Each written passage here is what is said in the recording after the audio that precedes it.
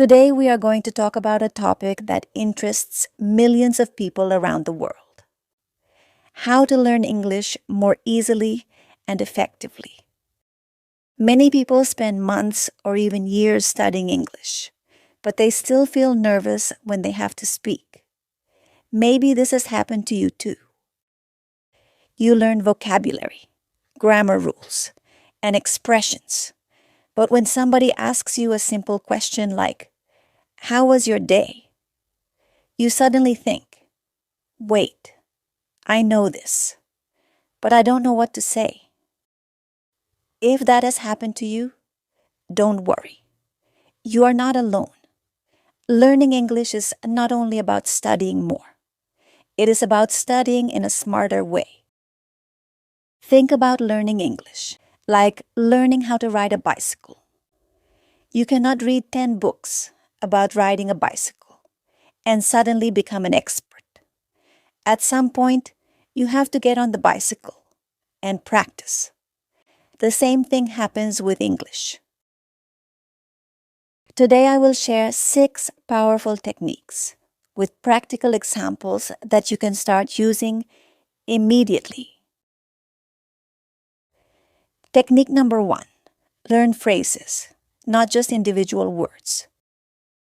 Many students memorize vocabulary like this: apple, table, car, window. Then they learn hundreds of words and wonder, "Why can't I speak?" The reason is simple. Words by themselves do not help you communicate naturally. Instead of learning isolated words, learn complete phrases. Examples: I'm hungry. I need some coffee. I'm tired. I'm busy. I need help. I'm going out. Repeat them several times. Imagine yourself using them in real life. The more your brain connects English with daily situations, the easier it becomes. Technique number 2: listen and imitate. Children learn languages by listening first. They do not start with grammar books. When children learn their first language, they do not open grammar books or memorize verb charts. First, they listen. They hear words, sounds, pronunciation, and expressions every day. Little by little, they start copying what they hear. Now let's do a quick exercise together. I want you to imagine that you are listening to a native English speaker. Step 1: listen carefully. What are you doing today? What are you doing today? Do not repeat yet. Just listen. What are you doing today? Step 2: repeat exactly what you hear. What are you doing today? Now try to copy the rhythm and pronunciation. What are you doing today? Now answer the question with your own information. You could say, "I'm going to school. I'm going to the supermarket. I'm going to the gym." Now notice what happened. First, you listened. Then, you repeated. Finally, you created your own sentence. This is exactly how you start training your brain to think and speak more naturally in English. This technique improves pronunciation, speaking speed, and confidence. Technique number 3: think in English. Many students hear the advice, "Think in English." But then they ask, "How do I think in English if I don't know enough English?" That's actually a very good question, because many people think that thinking in English means having deep conversations in your mind from day one. But that's not true at all. You don't start with big ideas. You start with small and simple things. Think about what is around you right now. I want you to use a very simple method called look, think, speak.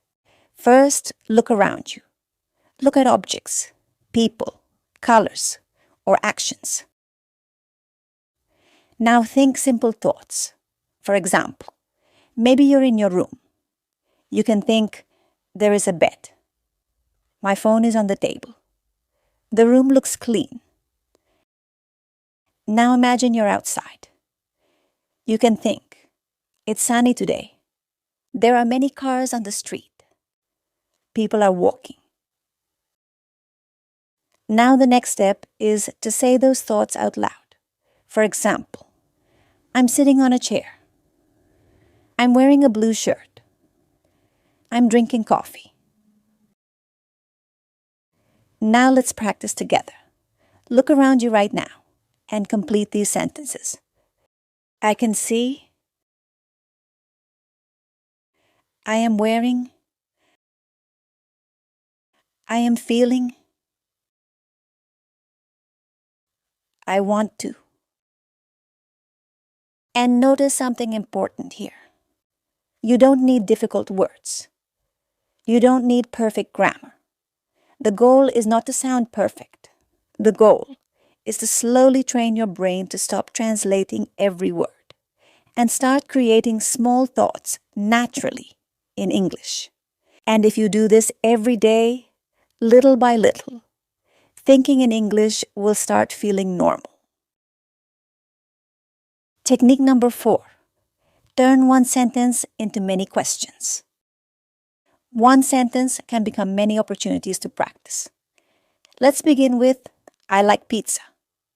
Now create questions. Do I like pizza? Yes, I do. What do I like? I like pizza. Do I like hamburgers? No, I don't. Why do I like pizza? Because it's delicious. This technique is good because it transforms one simple sentence into many speaking opportunities. Instead of memorizing vocabulary only once, your brain repeats the same words and structures in different ways. That helps you remember English more naturally and speak faster. Technique number 5. Talk to yourself. Maybe this sounds funny. Maybe someone sees you and thinks, who is this person talking to? But talking to yourself can help a lot. Let's imagine you are describing your day. Today I woke up at 7 in the morning. I took a shower. Then I had breakfast. After breakfast, I started working. You do not need perfect grammar. You only need practice. Speaking is like exercising your muscles. The more you do it, the easier it becomes. Technique number 6. Practice every day. This may be the most important technique. Many people study 4 hours one day and then stop for a week. That does not work very well. Consistency is stronger than intensity. Try this simple routine. 10 minutes listening, 10 minutes speaking, 5 minutes learning vocabulary, 5 minutes reviewing. That is only 30 minutes. 30 minutes every day can create huge progress over time.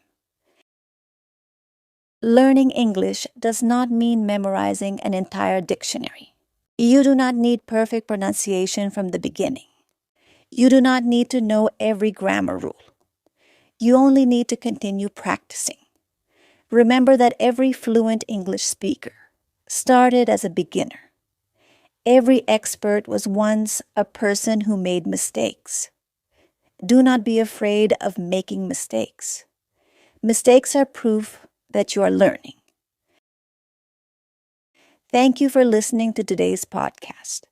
Keep practicing, keep improving, and most importantly, never give up. See you next time.